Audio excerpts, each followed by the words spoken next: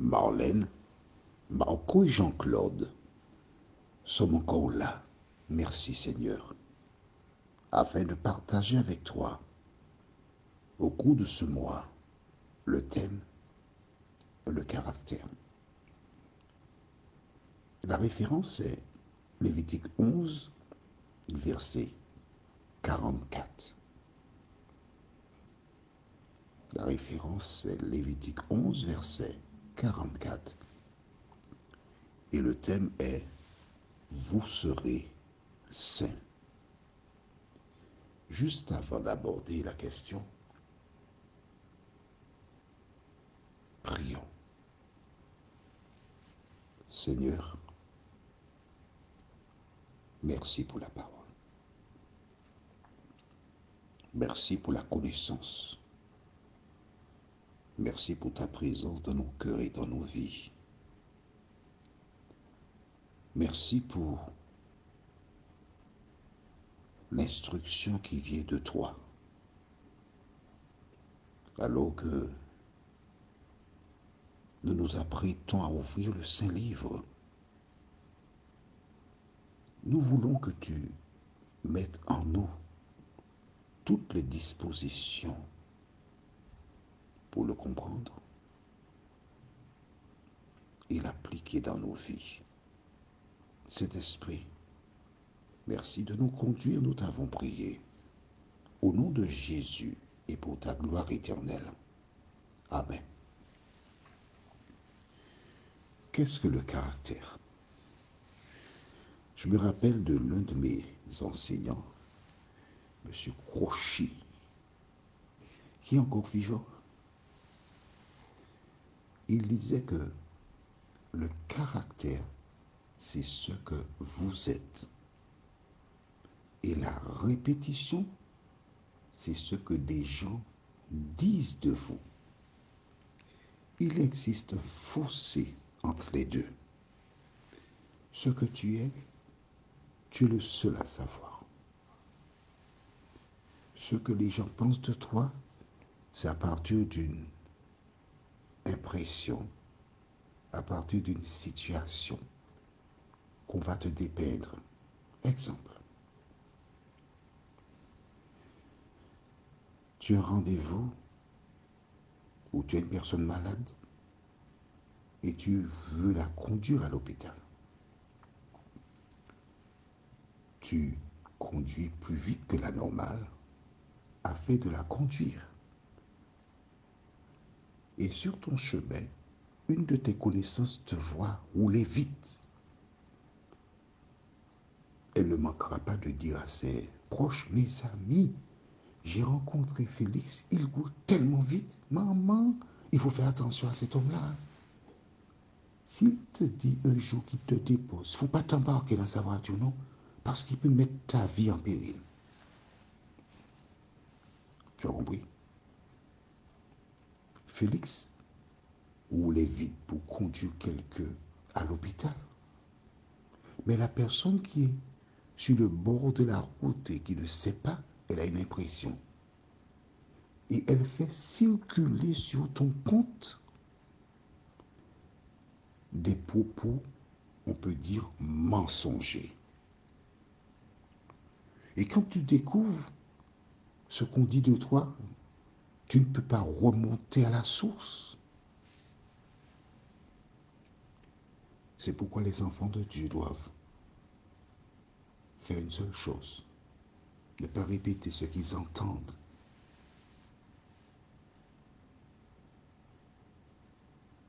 La seule chose qu'ils doivent dire, c'est ce que Jésus a fait pour eux, rien d'autre. Ça évite de pécher. À l'origine, Dieu est saint, d'accord? Et quand il a créé Adam et Ève, ils sont appelés à être quoi? Ses enfants. Mais Lucifer, devenu Satan, a décidé d'avoir un trône et d'être semblable à Dieu. Il est donc opposé à l'Éternel. Mais l'Éternel, quel est son standard? L'Éternel, qui est-il? Il existe de nombreux passages dans l'Ancien Testament qui parlent de la sainteté de Dieu. Mais j'ai fait le choix de prendre Lévitique 11. Pourquoi? Pour deux raisons. La première, dans ce chapitre, il est donné la liste des animaux purs et impurs. Attention, reste avec moi, s'il te plaît. Mais si beaucoup de personnes prennent un texte de Paul pour dire que on peut manger de tout dès qu'on a prié dessus. Mais à qui s'adresse-t-il là, Paul? À des chrétiens qui savent que ils doivent consommer des produits qu'on appelle aujourd'hui des produits cachers. Alors j'ouvre une parenthèse pour la refermer tout de suite, hein, d'accord? Une entreprise de fabrication de lait avait du lait en quantité. Et pour avoir le label Kasher, ils se sont dirigés vers le rabbin. Mais dans cette entreprise, il y avait deux musulmans arabes. En apprenant que des Arabes travaillaient dans l'entreprise, le rabbin refusa de donner le label Kasher. Et tout le lait a été jeté. Quel rapport y a-t-il avec deux employés qui ne manipulent pas le lait? C'est juste du lait, mais c'est leur loi à respecter. Alors pourquoi je te parle de Lévitique 11? C'est qu'à l'origine, rappelle-toi, quand Dieu a créé les hommes, l'homme et la femme, il a donné une alimentation spécifique. Allons lire cela dans Genèse chapitre 1er. Genèse 1, écris ça dans le cahier. Et nous allons lire le verset 29. Et Dieu dit, voici, je vous donne toute herbe portant de la semence et qui est à la surface de toute la terre, et tout arbre ayant en lui du fruit d'arbre et portant de la semence, ce sera votre nourriture. D'accord? Est-ce que c'est clair pour toi? L'alimentation qui a été donnée à l'homme à l'origine, c'est laitue, cressons, etc. Les fruits. Ça, c'est une parenthèse. Et au terme de ce chapitre, lorsqu'il définit les animaux purs et impurs, et du reste, sur la nouvelle terre, la mort ne sera plus. Est-ce que nous sommes d'accord? La souffrance non plus. Ce qui sous-entend que puisque la mort ne sera plus, on ne pourra plus avoir de grillade, puisque les poissons, les bœufs et autres ne mourront plus. Est-ce que tu es d'accord avec moi? Moi, je te présente la vérité, mais quand tu fais ce que tu veux, d'accord? La vérité. À l'origine, alimentation végétalienne. Sur la nouvelle terre, alimentation végétalienne. Alors, entre la création et la nouvelle terre, tu as le libre choix. Que l'Éternel t'aide à trouver le bon choix. Lisons maintenant au livre de Lévitique chapitre 11, verset 44. Que dit la Bible?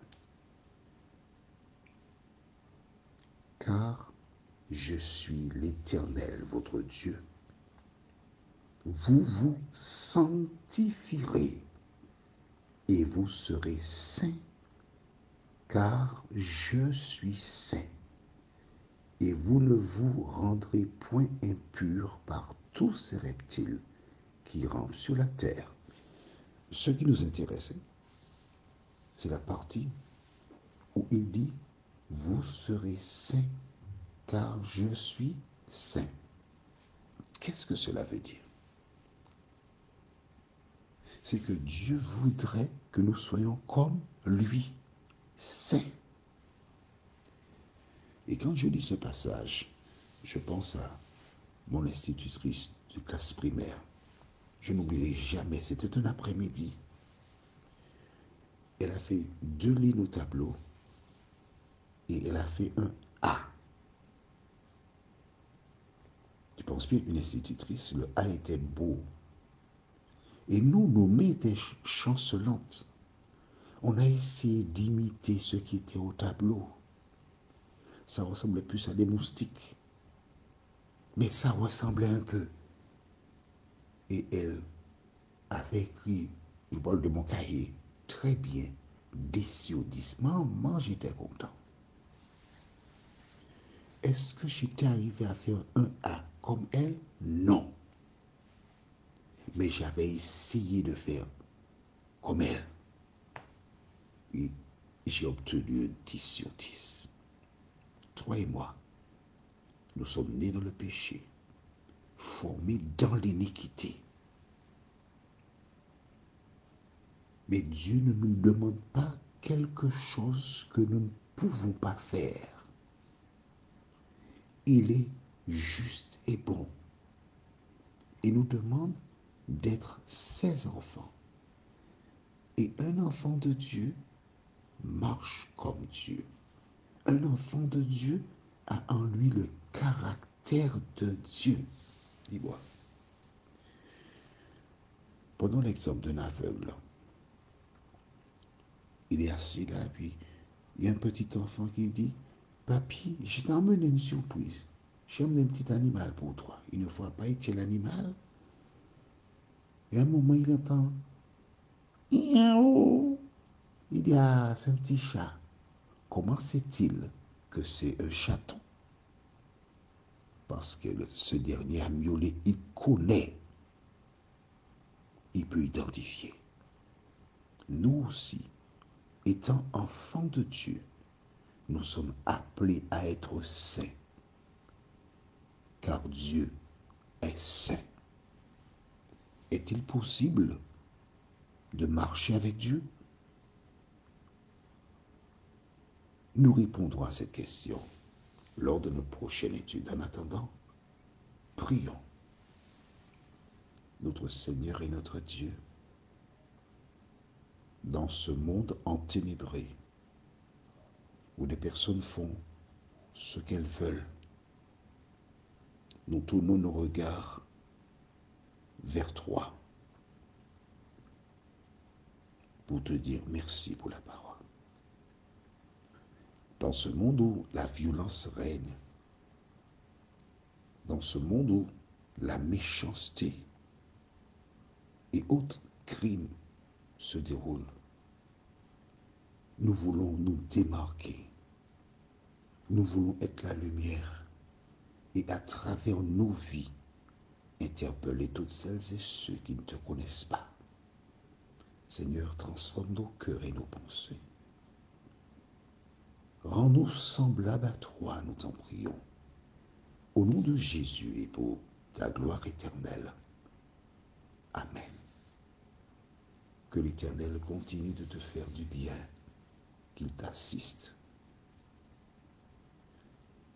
La référence pour la prochaine causerie se trouve dans 1 Pierre 1, versets 14 à 16. 1 Pierre 1, versets 14 à 16. Et le thème est « Vous aussi ». Il me tarde de te retrouver.